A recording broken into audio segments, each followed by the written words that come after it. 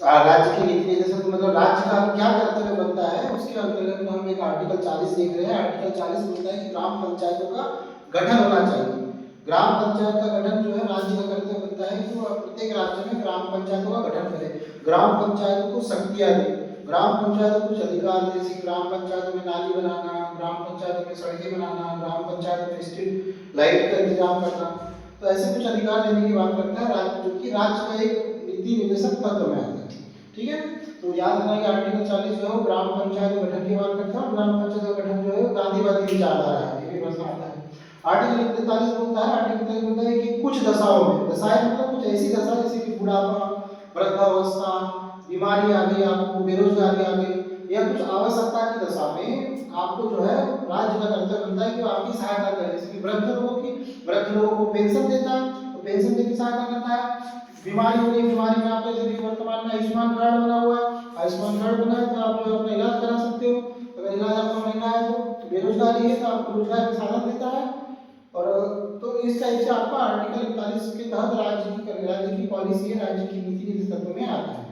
Article 42 क्या बोलता है? आर्टिकल 42 बोलता है कि काम तो देगा पर काम की न्याय संगत दशाएं होना चाहिए। काम की न्याय संगत दशा मानवोचित दशा होना चाहिए, प्रसूति सहायता का उपयोग।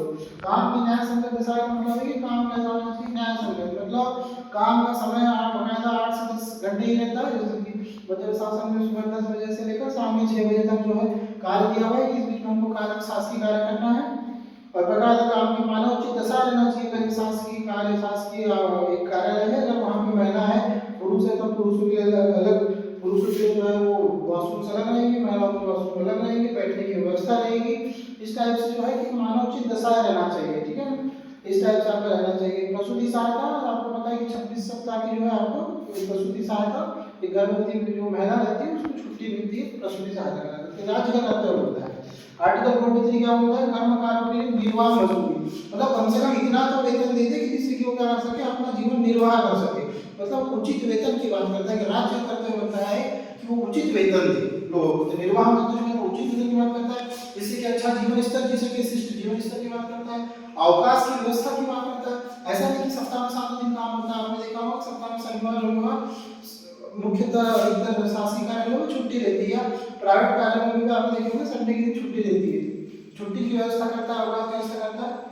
तो आपको पता है कुटीर उद्योग की स्थापना, मान लो आपको लगता है कि आपके पास कोई ऐसा कुछ स्किल्स है जिससे आप जैसे चूड़ी बनाना है, लाख का उद्योग है, आपको पशु पालना है, बकरी पालन खोलना है, तो उसके लिए कुटीर उद्योगों की स्थापना भी क्या है, आपको राज्य जो है मदद करेगा। राज्य का कर्तव्य बनता है कि ऐसी पॉलिसी बनाए, आपको लोन दे।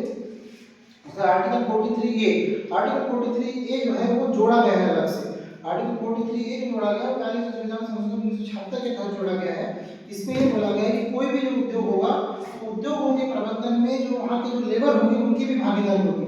मतलब उद्योगों के प्रबंधन में जो वहाँ मजदूर होंगे उनकी भी भागीदारी होगी। उनकी भागीदारी होने का मतलब कि अगर कोई फैसला लेना है तो अकेला सिर्फ वहाँ का बॉस यानी वहाँ का मालिक ही नहीं लेगा, वहाँ जो काम करने वाले मजदूर है वो फैसला लेंगे कि हमें कितने घंटे काम करना है, कितनी मजदूरी लेना है, क्या आपको फैसिलिटी चाहिए। उसके लिए आपने देखा हो कुछ मूवीज में दिखाता है कि जो लेबर रहते हैं और लेबर और उनके मालिक के बीच में क्या होती है, बकायदा बात संवाद होता है। संवाद जो होता है क्योंकि आर्टिकल 43।